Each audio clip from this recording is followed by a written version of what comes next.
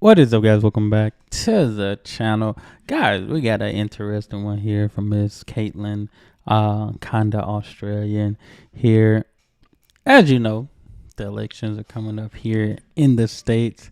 We're about to crown a new president. Always a very controversial type of topic, especially when you get into politics. Me personally, I think we got two bad options, but we have no choice but to pick. I did one of in the Netherlands. My guy exploring the foreign. He kind of just went around, and it's just a few people and who they think would be the right fit for president, whatever. And I know. I think in that same video it said in the Netherlands, I think they have a lot more options, and which I've heard before that people in other countries when it comes to like voting and stuff, there's a lot more options versus our only really two options. But I think I want to say there's at least 4 or 5, but the two are promoted the most. Of course, Democratic, Republican Party, they're the ones that are kind of promoted the most.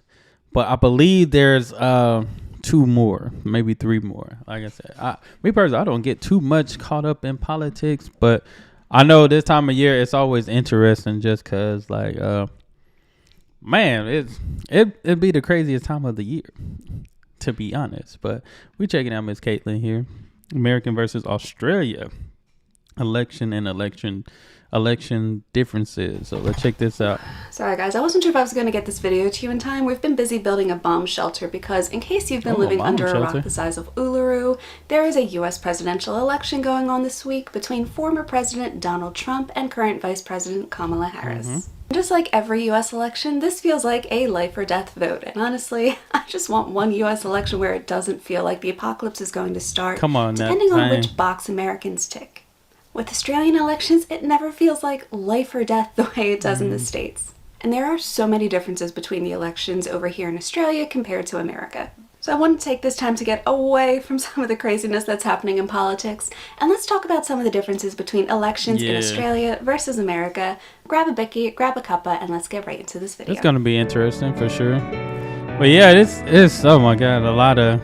First off, in Australia, voting is compulsory. You have to vote if you are a citizen of Australia, which is completely different from the States. Okay, I think I've heard that maybe it was one of hers, maybe it was another one.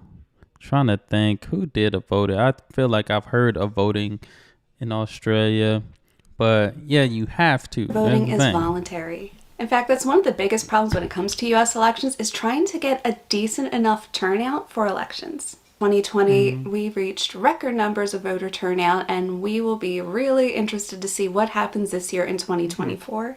Because billions of dollars are spent every single year on campaigning over in the States, trying to get voters to register, trying to get them out to the polls. Whereas in Australia, because it's compulsory, people have to turn out to vote. Yeah. Which is crazy because I think there was a lot of fraud and all that stuff going on in the polls in the last election. I was like, what? It's just some craziness when I'm telling you, this time is like the craziest times. So it's difference number 2. Because it's compulsory in Australia, if you don't vote, you get fined a whopping $20. That's right. If you just decide you don't want to show up for whatever reason, you are fined $20 for not voting in an Aussie election. I wonder who's paying that in the 20. States. Because voting's optional, we don't get fined if we don't vote. The worst thing that happens is that you get scolded by your crazy political uncle at Thanksgiving, which, to be honest, if that's the worst thing they say, that's probably a good Thanksgiving. Since moving to Australia almost 3 years ago, I've seen an election and a referendum happen here, and this is my first US election where I've been voting abroad, and it's interesting to see some of the differences of where people vote. In Australia, there are open polling places all over. These could be schools, churches, community halls, certain public buildings. There are so many places that Aussie... Yeah, I think ours, there's been a lot of different places that are opening nowadays. I remember it used to be, in my town, it used to be a specific place. It used to be like 2 places. I think it's definitely more than 5 now. You can just show up and vote. So it won't be long lines. In the States, that's not really an option. In the States, you actually have one designated polling place nearby that you have to go to. Yeah, we opened up more recently. And there are a lot of these. I remember going to community halls. I remember going to a fire station the last time I voted back home. But there are designated places that you have to go depending on the zip code and area that you live in the States. Okay. Whereas in Australia, you have options. You can stop by a certain church if they're open on the way to go grocery shopping. Or if you have to take somebody to soccer practice, you can go to one of the local high schools. Whereas in the States, you have one designated polling place that you have to go to on election day if you choose not to use. Maybe that's just Texas. Maybe I know it may vary by the state too. That's another thing. Like I said, in Texas, I know we used to have 2 places, but I don't know. Maybe those lines were getting too long, but I think they opened up a few more in my town. I can speak on my town, but yeah, those lines would be long, super long. Mail-in ballot. In Australia, there's a preferential voting system, whereas in the States, you're voting for just one candidate. Australia uses a preferential voting system, which they never use this in an American federal election, but there have been some local elections in the States where they've tried this out. You could argue about which is better. Let me know in the comments down below if you think preferential voting is actually a better system. But one of the biggest differences is how much is spent on elections. For instance, the 2022 election here in Australia cost taxpayers about $500 million. In the States that for 2020. Doubled. The election cost $14.4 billion. Now, America is much larger. America is about 14 times. Yes, it's bigger. That's a crazy amount.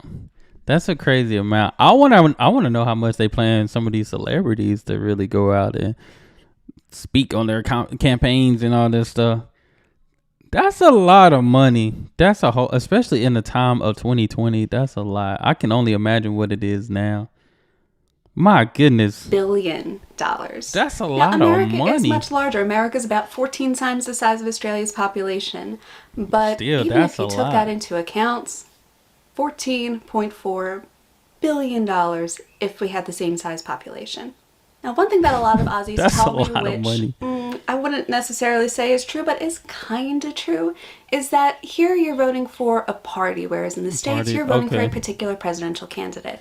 Now, in Australia, they focus very much on who is running for prime minister, typically in the Labour and Liberal parties.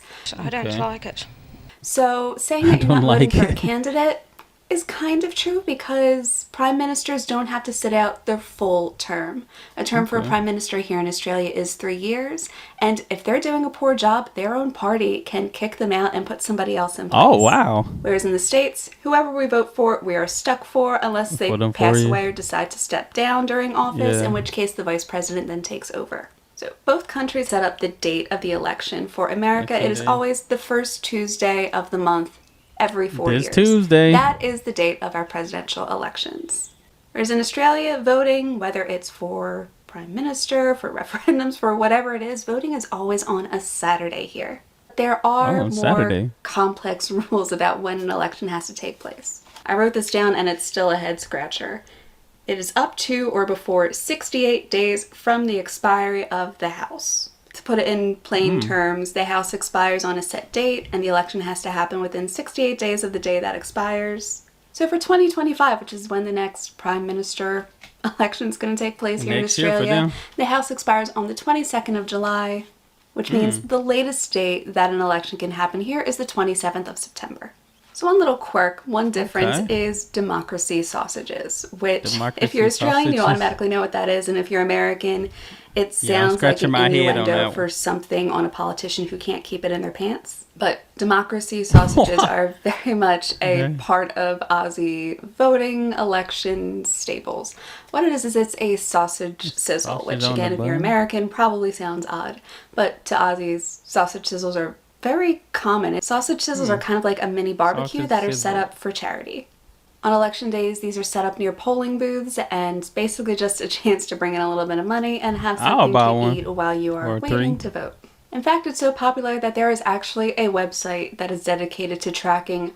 I mean, just think, waiting in line, if you're waiting in a long, why not get something to eat? That's smart. That's pretty smart. That's a good strategy right there to raise some funds. These are at on election day, so you can make sure you pick a polling place that actually has democracy sausages available. On the one hand, I can't believe this is a thing, but also it's so Australian that it makes perfect sense. The biggest difference of them all, it's something that not a lot of Australians are well aware of, and it is something that is so extremely controversial and is very frustrating to the majority of Americans. And that is the Electoral College. Most Aussies are very surprised to hear that it's not actually the popular vote that decides the President of the United States. It is the Electoral College. Across all 50 states plus Washington, D.C., there are 538 electorates in total.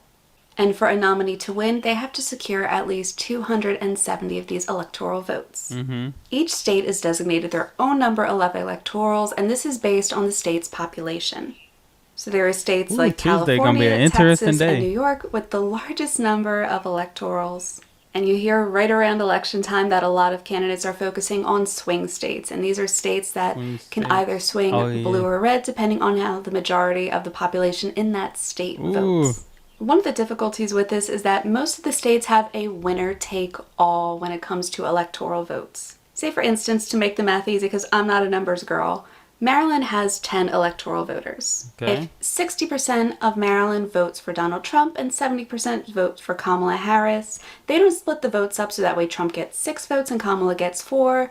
No, it's a winner-take-all, so Trump would then get all 10 votes. This frustrates a lot of Americans because in a lot of ways it feels like if you're not voting with the majority of the people in your state, then your vote essentially doesn't matter. In fact, you'll find a very popular rumor going around that there hasn't been a Republican who's won the popular vote in the last 30 years, although it's not actually true. In 2004, George Bush won the popular vote and the Electoral College. But the reason that Trump became president in 2016, even though he lost the popular vote, was because he won the Electoral College. This isn't some conspiracy theory. You can completely Google the popular vote in 2016. Technically, Hillary Clinton won more votes, but Donald Trump won the Electoral College, which is how Trump became president in 2016.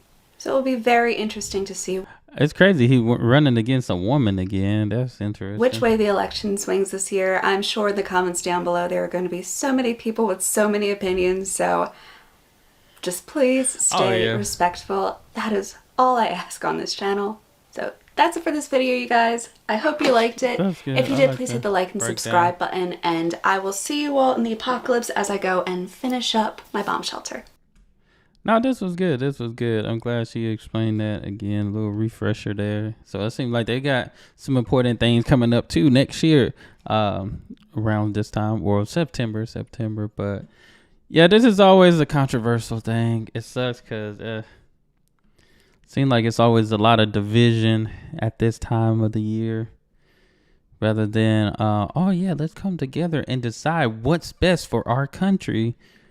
Everybody just complain. Everybody just complain, argue, and all that stuff. So, will America get it right?